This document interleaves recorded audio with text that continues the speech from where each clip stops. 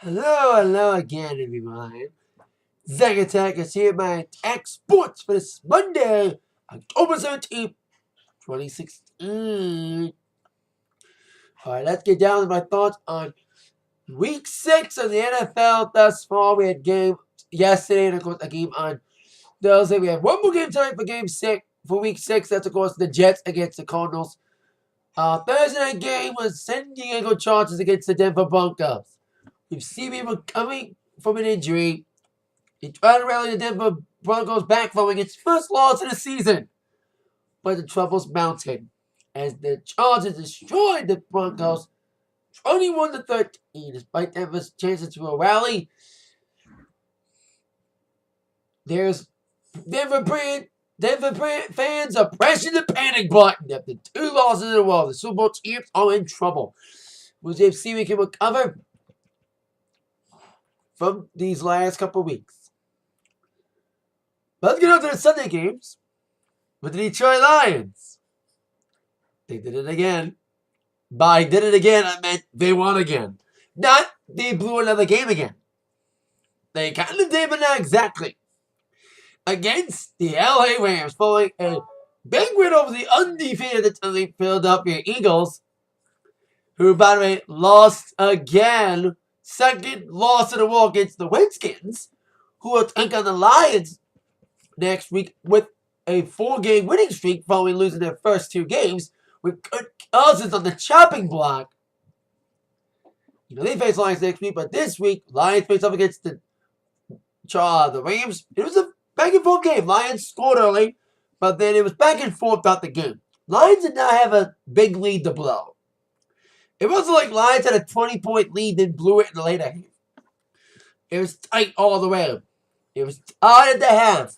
They led towards a big stop at 4th down against the Rams to end the half. But the Rams kept going.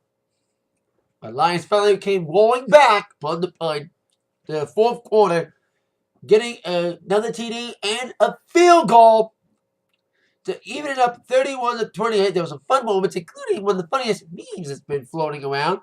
Is Golden Tate, after being criticized by many Detroit fans for his performances this season, not doing as well as last season, he shut up all the critics and all the cynics and delivered one of his best games, beating the yards doing his combined first 4 games, and even got a touchdown and danced for the cheerleaders.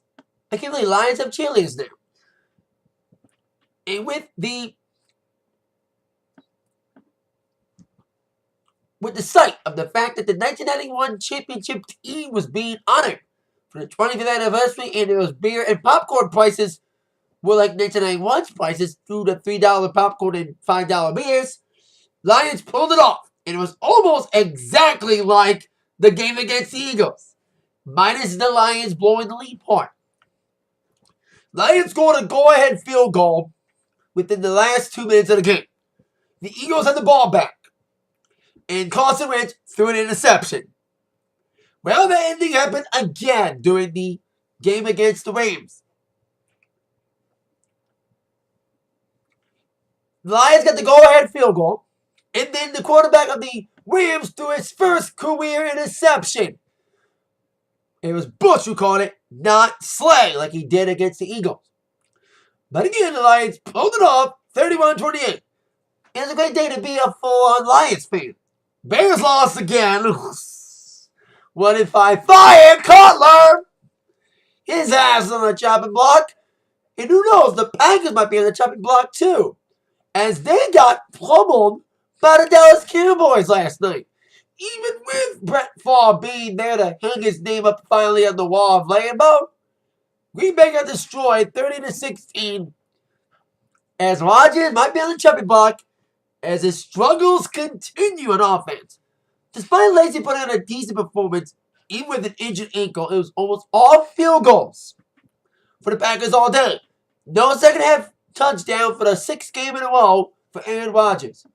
And they take on the Bears on Thursday. We'll see if Bears can get a lucky win like they did against the Lions, or will the Packers come back from being now 3-2.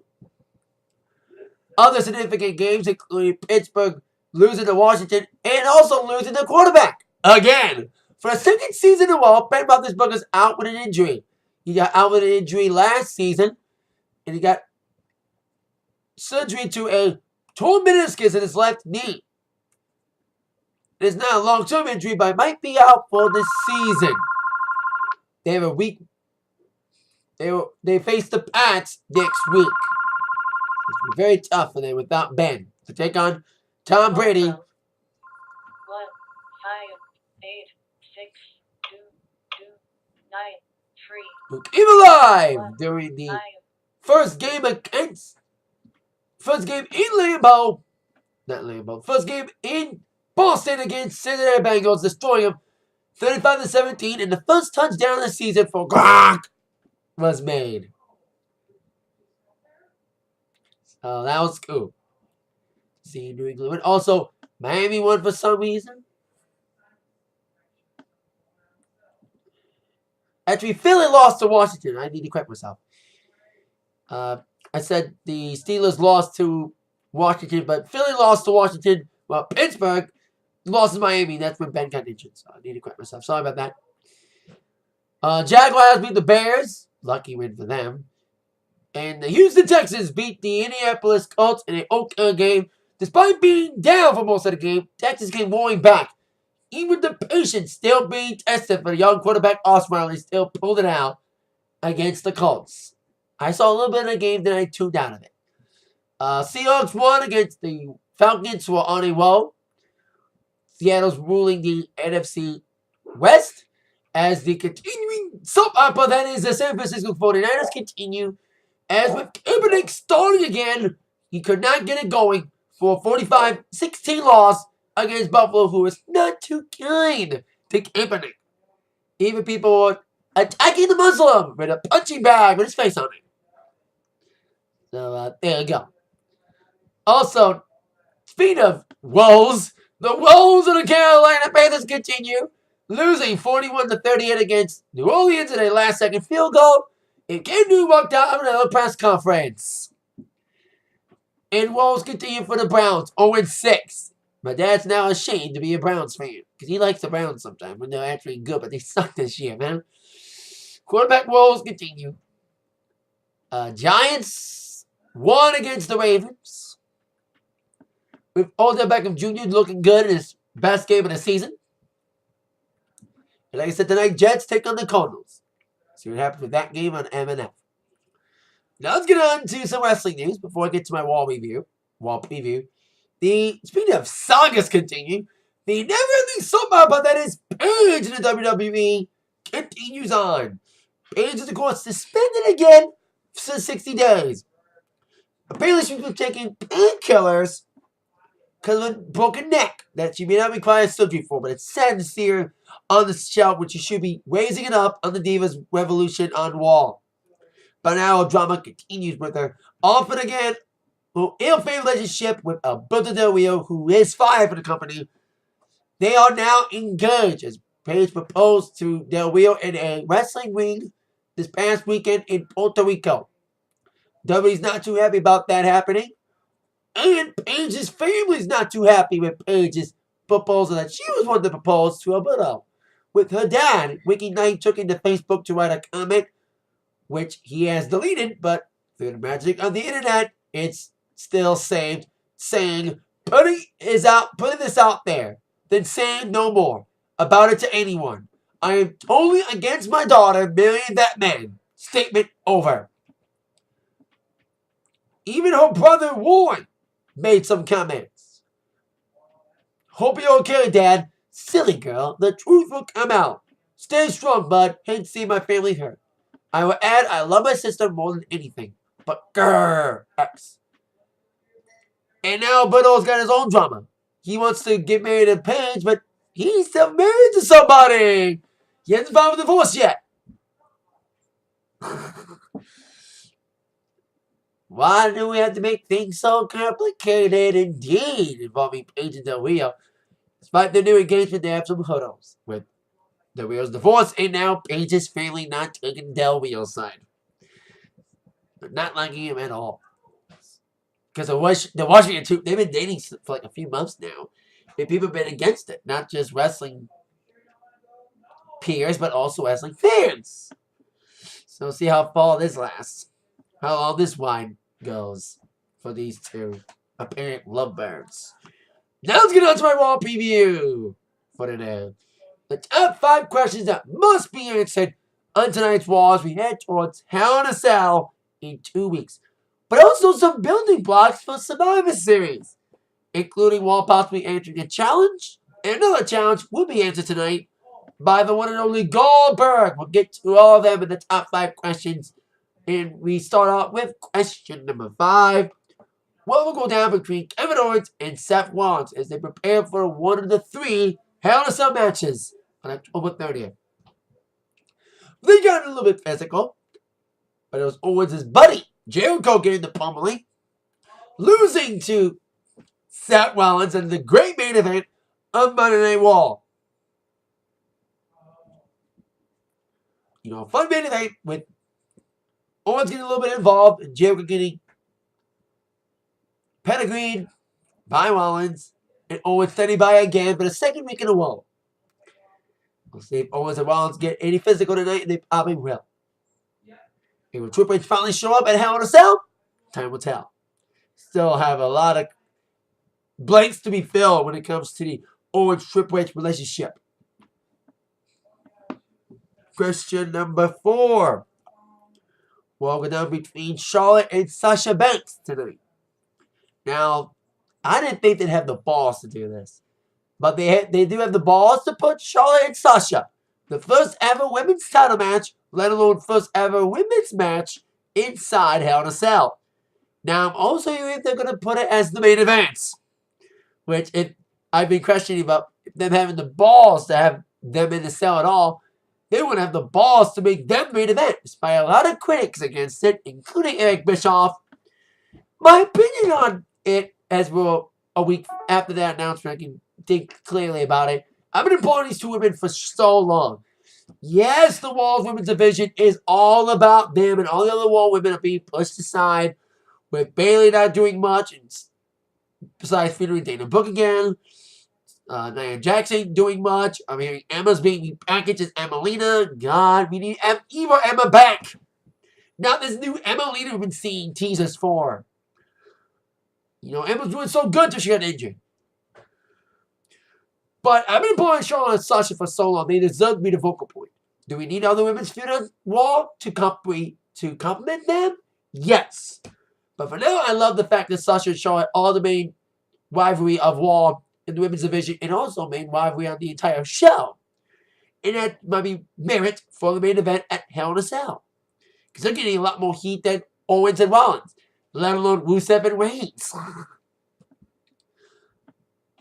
I'm glad they finally got a roster, feud main roster, and they're doing awesome with it. So good to see what they'll do inside the cell. Even with Charlotte getting denied to do a moonsault off the top of the cage. I don't expect shit like that. But I still expect some sort of physicality inside that cell involving these 2 terrific women. They got a lot of pressure on them. But we'll see how they live up to it. They lived up to the pressure at Mania. Kind of did SummerSlam. We'll see how they do in this cell. Question number 3. Will Raw answer the challenge from SmackDown?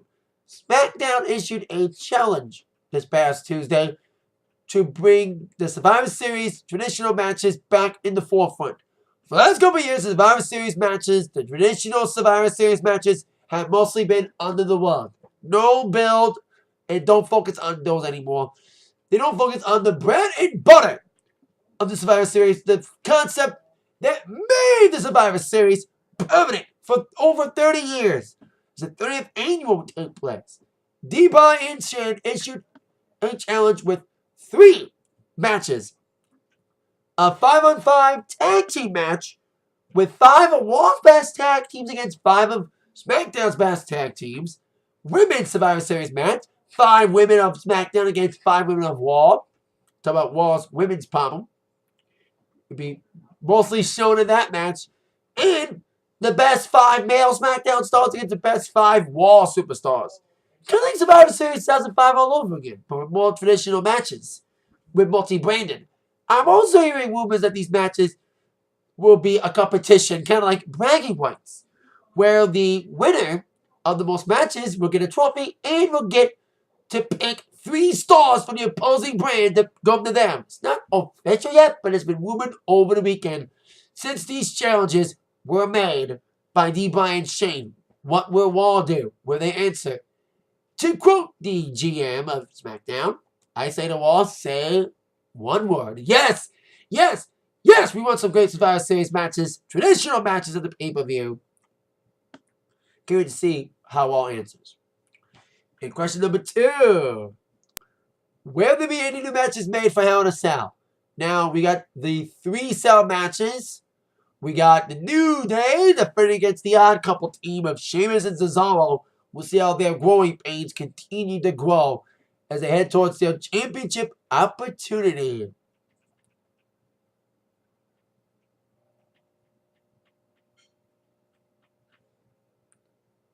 We also got Brian Kendrick going up again against TJ Perkins for the Cruiserweight Championship, but that's the only match we have thus far. We have no pre-show match thus far. Sami Zayn doesn't have a match. Sadly, he may have a pre-show match with Neville, sadly, probably. So we'll see what matches do get added to Hell in a Cell. But going back to Survivor Series, question number 1. What will Goldberg say about the challenge from Paul Heyman last week? Now, there's rumors about Goldberg wrestling Brock Lesnar again. No matter how much you hated the first match, it's great to see Goldberg trying to come back in the company. Been rumored for so long about Goldberg coming back. But when you happen to be a pre-order character of a WWE 2K game, it's mostly likely you're going to be back in the company. Or in Sting's case, debuting in the company. I kind of explained on my Raw review last week that Roy was a pre-order character, Sting was a pre-order character. They eventually came back to the company or debuted in the company, WWE, after they were a pre-order character. In Goldberg's case, he's a pre-order character for 2K17, and he's returning to the company to answer the challenge of Brock Lesnar. Lesnar is supposed to be there as well. Instead of having Goldberg on one week, then have Lesnar on the next week, having them both in the same ring. Now, they're saying Survivor Series. Others are saying save it for WrestleMania. But we shall see what will Goldberg do and say tonight in Denver on Raw at 8/7 Central on USA Network. And that is it for this Atak Sportz for today. Stay tuned to this channel later on for my Raw review. With that in mind, you've all been attacked by the sports news from Zach. See you later. Bye-bye.